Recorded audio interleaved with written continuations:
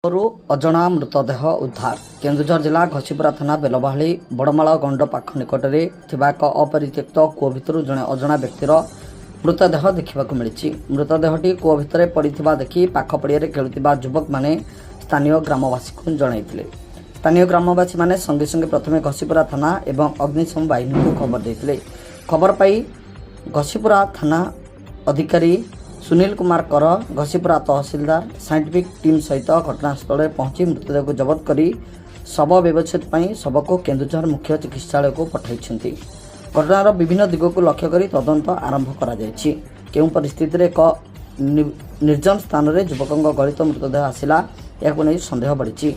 यह हत्या ना आत्महत्या यह स्थानीय लोक मन में सन्देह बढ़ी किंतु वर्तमान सुधा गलित मृतदेहर कौन परिचय मिल पारि नथिबा घसीपुरा थाना अधिकारी प्रकाश करिसेंती। Bureau report MMS news.